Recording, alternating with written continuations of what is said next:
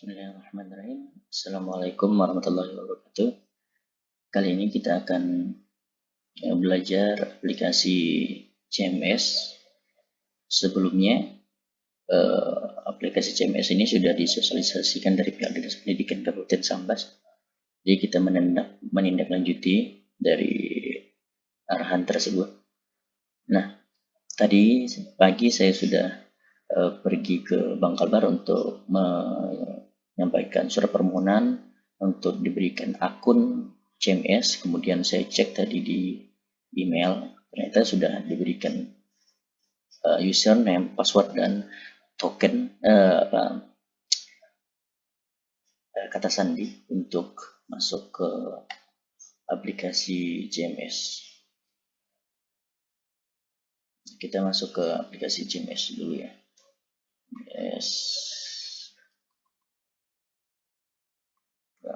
Bangkalbar. Kita masuk ke sini.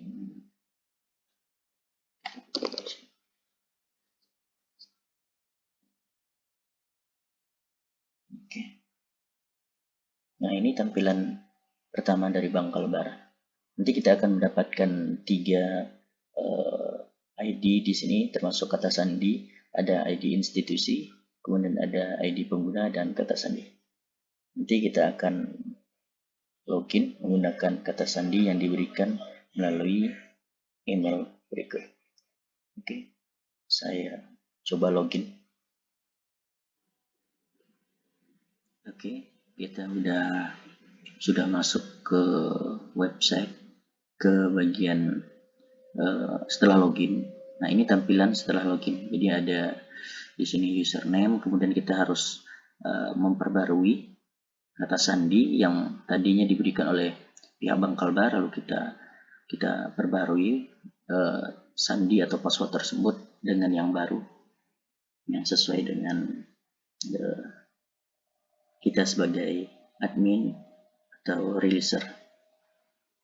Oke, saya akan mengganti sandi terlebih dahulu. Oke, kita sudah masuk ke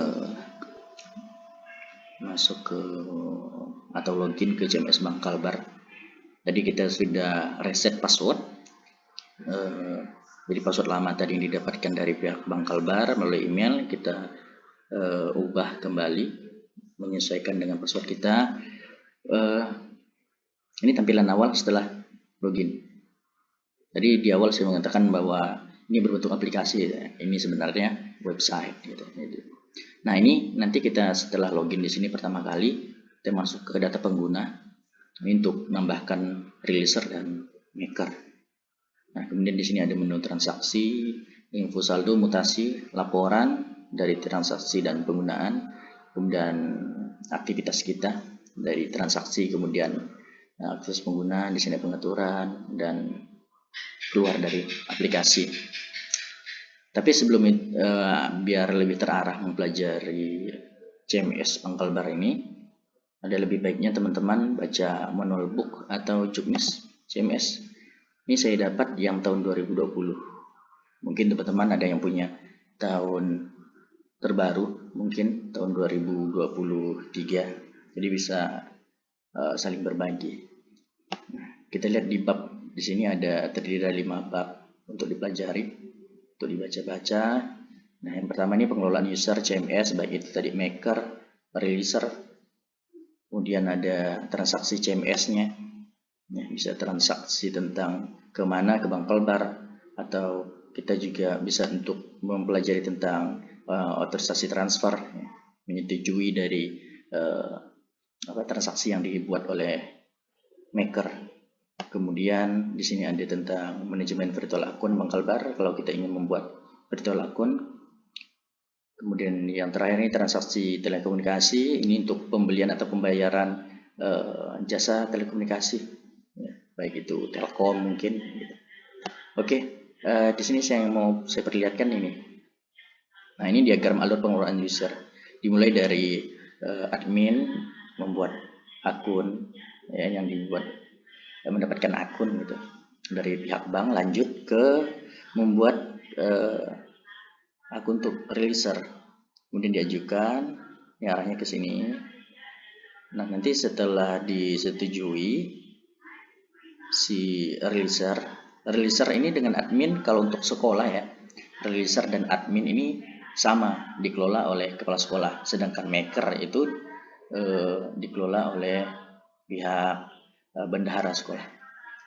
Jadi di sini jika sudah disetujui, nanti pemegang user releaser ini mendapatkan email yang berisi ID institusi, ID pengguna, dan kata sandi.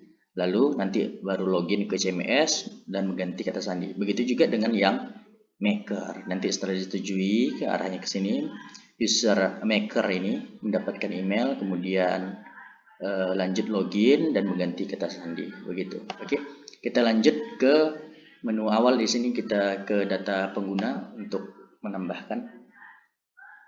Oke, kita tunggu. Nah, di sini info data pengguna kosong, silakan dibuat terlebih dahulu. Oke, kita tambah di sini. Siapa yang mau kita tambahkan? Jadi yang pertama kita buat setelah admin lanjut ke releaser. Kita buat di sini. Role-nya di sini kita buat releaser. Oke, kita klik selanjutnya. Nah, ID pengguna nih kita tulis misalkan RLS, releaser ya. Kemudian apa di sini misalkan SMPN 6 SD SBH gitu. Kemudian nomor HP-nya dicantumkan di sini, nomor HP dari kepala sekolah sebagai releaser, kemudian nama dari kepala sekolah ini sendiri. Kemudian emailnya juga kita cantumkan, rekening yang digunakan. Nah, ini rekening apa yang kita gunakan di sini, nanti kita munculkan. Oke, saya cari dulu nomor handphone dari releaser. Oke. Baik, setelah tadi kita buat akun releaser, nah ini kembali ke tampilan data pengguna. Kita bisa cek di sini. Nah ini admin releaser, ini persetujuan penambahan. Ini statusnya menunggu persetujuan. Nah, siapa yang menyetujuinya? Ini adalah pihak bank. Jadi nanti setelah ini saya akan menghubungi pihak bank untuk disetujui. Setelah itu, setelah disetujui baru kita tambahkan role pengguna. Role pengguna yang kedua yaitu maker. Nah, ini maker. Hanya karena saya belum disetujui, jadi di sini pilihannya kosong. Harusnya di sini ada releaser di sini, releaser SMP 6 SD SBH. Nah, nanti akan lanjut setelah disetujui oleh pihak bank. Jadi ada 2 kali persetujuan untuk releaser, kemudian untuk user maker. Nah, tadi tambahan untuk teman-teman, ada yang kalau mau mencari manual book, ternyata di sini ada manual book. Kalau kita mau, nah di pengaturan di sini download manual book, dan di sini juga sama manual booknya tahun 2020. Berarti itu yang terakhir diupdate oleh pihak bank. Jadi kita bisa mempelajari manual booknya di sini. Langsung download di manual book. Oke. Nanti lanjut lagi setelah saya menghubungi pihak bank untuk dimintai persetujuan gitu, untuk disetujui user yang saya ajukan releaser tadi. Baik teman-teman, tadi saya sudah ngecek di admin, akun admin, ternyata akun user releaser yang kita ajukan kemarin itu sudah disetujui oleh pihak bank. Kemudian dari pihak bank sudah mengirimkan ID institusi, ID pengguna, dan kata sandi. Lalu saya login menggunakan user tersebut, user releaser. Kemudian tampilannya sama ini, kita harus reset password. Saya lanjut ke reset password. Nah, ini tampilan setelah kita masuk ke user releaser. Nah, fungsi-fungsi di sini adalah untuk otorisasi ini untuk menyetujui transaksi yang dilakukan oleh maker. Nah, kita mungkin langsung saja untuk mengajukan akun Maker lagi biar lebih cepat. Nah, selanjutnya yang kedua adalah kita mendaftarkan user Maker. Ya, di sini kita lihat nih, perbarui kata sandi, ya, bisa kita lihat di sini sudah bisa. Lalu kita tambah nanti ke user.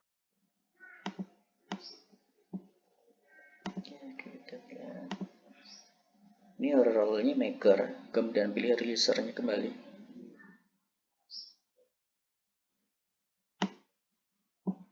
Oke, kita klik selanjutnya. Di sini kita masukkan nama pengguna dari Maker, MKR, nomor HP,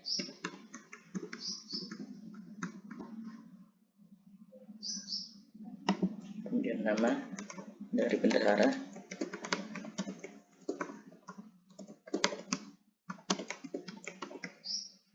kemudian email dari bendahara juga.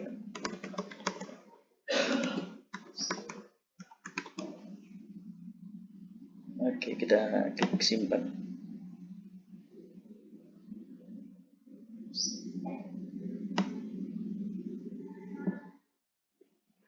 Oke, input pengguna sukses, kita tinggal menunggu persetujuan dari pihak bank.